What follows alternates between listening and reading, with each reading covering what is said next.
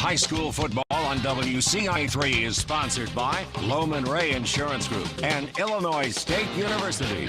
This is Friday Football Fever. Welcome into Friday Football Fever. I'm Andy Olson alongside Marley Weirda. We'll be joined by Brett Behrens in just a little bit. It's been more than a full calendar year since high school football has been played in Illinois. It's kind of crazy to say that. The last games were back in November 2019 at the state championships in DeKalb. But before we get to our prep highlights tonight, we start, of course, with the Illini. They played in the first round of the NCAA tournament against Drexel. The Illini 6 games away from a national championship. And it started this afternoon. Slow start for them, though, scoring just 2 points in the first 4 minutes. But they take their first lead on a Trent Frazier 3. A 10-0 run for Illinois gives them some cushion. It's led by KOFI Cockburn. You see the and one dunk there. Then Ayo gets going, hitting back-to-back buckets. That one from the elbow after a slow start. He finished the half with 8. Then Adam Miller 3 gives Illinois its biggest lead of the game so far, although they didn't really look back from that point. It'll be 39-21 at half. They're on a 12-2 run now. And Ayo with the pick 6 and the dunk. Then Andre Curbelo, I mean, this is a play you guys got to see. Look at that. Between the legs to Kofi for the slam to make it a 30-point game. Just take a look at this replay from an awesome angle between the opponent's legs. Andy, have you ever seen anything? I would probably no, but Andre, you never know with him. Probably something during the year. You never know with him. The Illini blow out the Dragons in a 29-point win, their second largest margin in an NCAA tournament game. Cockburn with a game-high 18 points, and we'll send it over to Brett Behrens with more from Indy. After all the hype to get to this point, the first step is finally in the books. Illinois did what a #1 seed is supposed to do here at the Indiana Farmers Coliseum on Friday, and that's beat a 16 seed and make it look easy. It's the first win of what the team hopes is 6 here in the Hoosier State. That would get them the program's first national title. And while this is just step 1, the team says it's more than happy to be moving on. Every kid dreams about playing in the NCAA tournament. They do that since they're 5 years old. And so when these guys stepped out here, sure, there was a little anxiety, a little nervousness, and it's nice to get back to where I think we belong, and that's in the NCAA tournament. And we did that in a very matter-of-fact way today. Let's go! Illini Nation was out in full force to see the team play live in person for just the 4th time this season, with some paying hundreds of dollars on the secondary market to get in, and the players say they could certainly feel the love. I've never been here before, so, just being out there with the guys, we worked hard to come to this moment, and, we went out there, obviously we got the win, but, it was just about enjoying the moment, enjoy being there, enjoy, playing together and, achieving the common goal. So it's on to the second round, and it's the matchup we all hoped for when the brackets were released. Illinois and Loyola in a Land of Lincoln showdown after the Ramblers beat Georgia Tech in their opening round game on Friday. The winner advances to the Sweet 16. That's a place the Illini haven't been since 2005. Reporting in Indianapolis for your Illini Nation, Brett Behrens, WCIA 3 Sports. All right, Brett, thanks. We'll look forward to that next one. The Illini get Loyola, the #8 seed. But, Andy, no one is safe, really. They call it March Madness for a reason. That's right. 4-seed Purdue and 2-seed Ohio State both upset in their regions today. Should be interesting in that matchup. On top of all that excitement, Illinois picked up their first commitment of the class of 2022. Chattanooga, Tennessee guard Reggie Bass committed to the Orange and Blue today. The 3-star recruit also had offers from Florida, Texas Tech, Providence, and more. All right, when we come back, we'll make our first prep stops of the evening. The Friday night lights are back on, and we've got action from MT.ZION, Mahomet, and more. That's all coming up.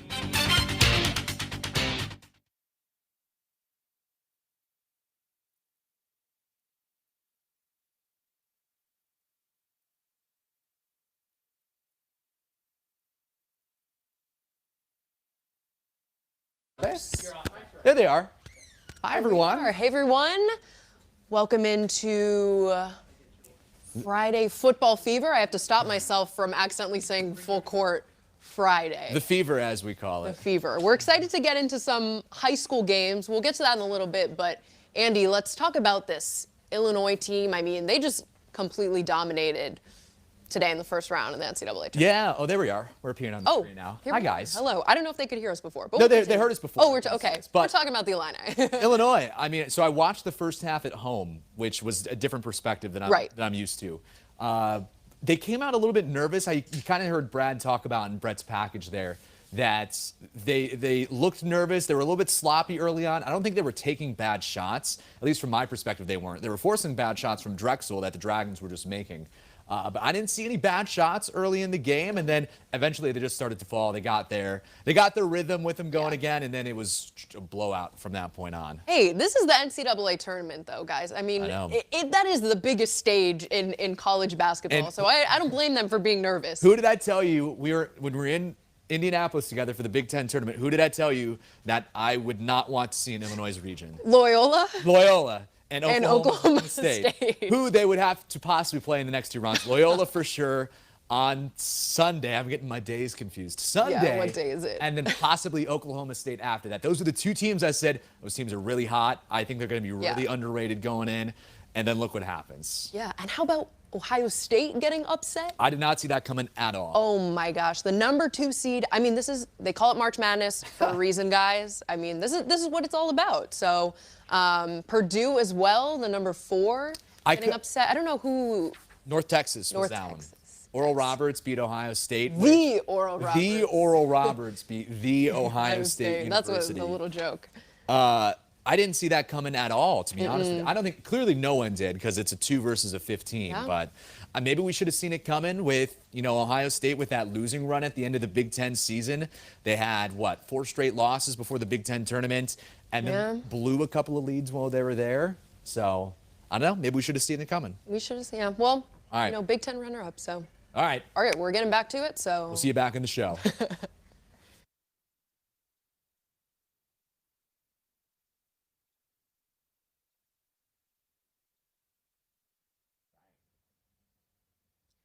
Welcome back to Friday Football Fever. It felt like more like a playoff game in October. It was a little chilly outside than it did, the season opener of high school football. But we've got a handful of games tonight. Several teams in action tomorrow as well. Our first stop of the night takes us to an Apollo Conference showdown between the Green Wave and the Braves. Thanks to Chief Meteorologist Kevin Leidy for that beautiful shot. The Braves got out to a great start, though. Ashton Summers finds Christian Kiea for the TD, a long touchdown there. Then Mattoon's first possession, Jackson Spurgeon goes long, but it's picked by Bryson Bartles. A big interception for the man there. Then Summers finds Bartles. Looks like he has some open room, but he trips and falls and drops the ball. Mattoon would recover and take over. A big turning point for the Green Wave. Couldn't do anything with it, though.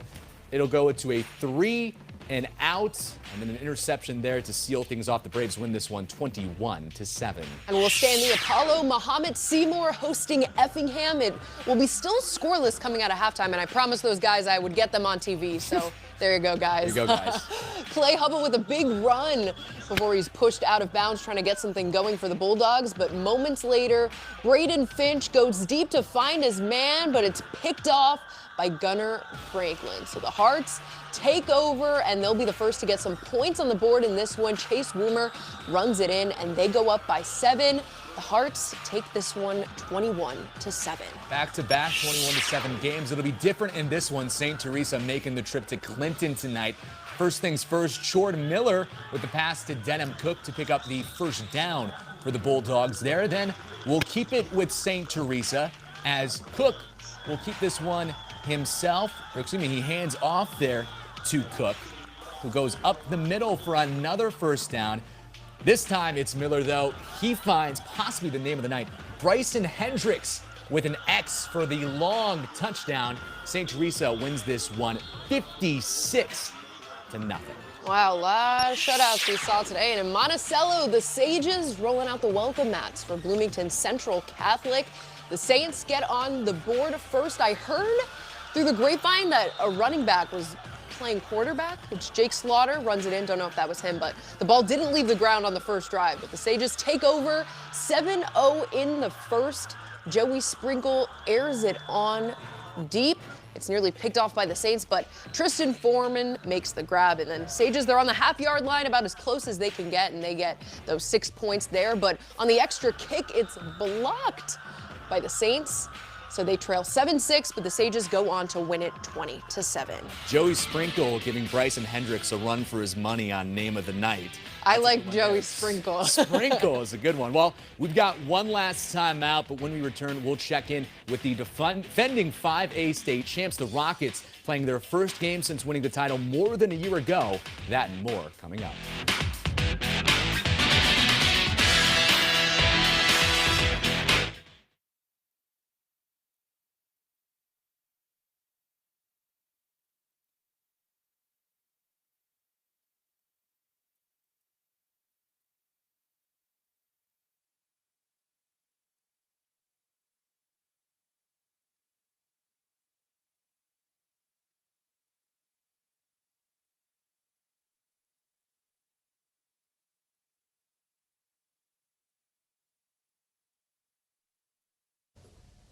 There we go. There we go. Hi, our mics are on now. All right, so high school football back. It was so Friday good. Night Lights back on. I mean, how'd you feel just being out there?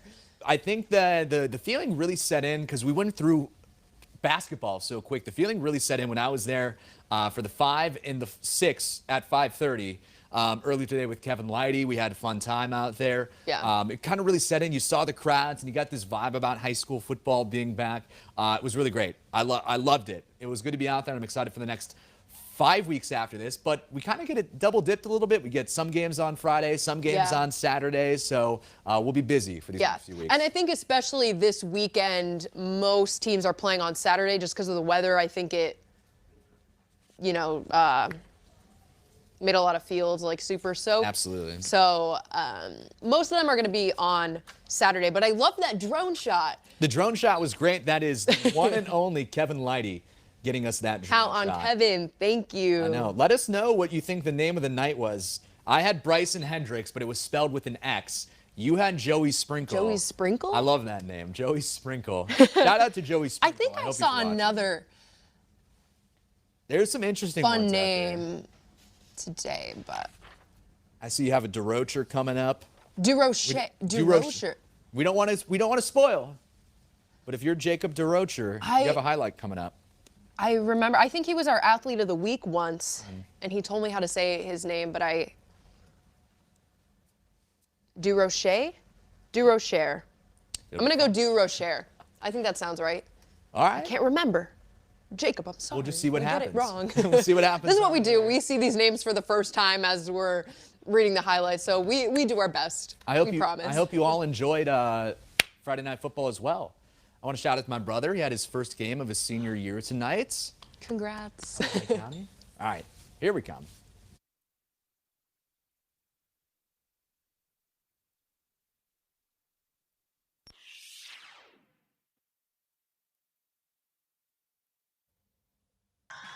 Welcome back to Friday Football Fever. The last of our high school action starts with the defending 2019 state champs, Rochester, hosting Jacksonville.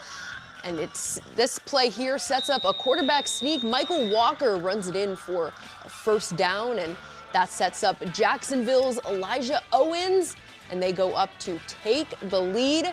Then Rochester answers with a running back from Jacob DeRocher at the end of the first quarter, and then it's quarterback Hank Beatty.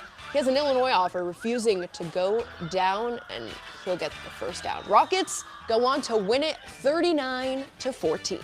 On to the Lincoln Prairie Conference. Cerro Gordo at Villa Grove. First quarter now. Cerro Gordo QB Colin Warren tosses this one to Sam Dalton for the touchdown. Cerro Gordo takes a 7-6 lead. Now we go back to Warren. This time he runs it in himself, looking for someone. Just barely sneaks inside the pylon there. It makes it 13-6. Then Warren one more time, takes it himself again. Gets just those few yards needed for the touchdown. 19-6 there. Final, Cerro Gordo wins it 33-14.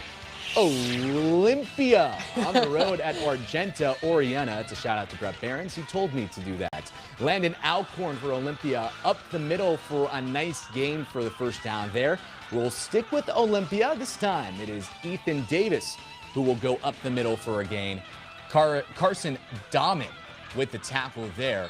And then one last big play from Argenta. They'll get a big gain here from the interception. That one's going the other way. At the end of the day, though, it is all Spartans, 19-0. Oh, did he take it all the way? It is not. Our final stop of the night brings us to Springfield Southeast, hosting MacArthur, and it'll be Caleb Patton. He catches that long pass for the touchdown. Then Southeast tried to get some momentum in the second half. Braylon Piquette picking off the pass, but MacArthur forced the turnover on downs and then went and scored again on this run from Trey Moore. MacArthur goes on to win it 35-14. And we were just talking about before the break that we were so excited to have football back.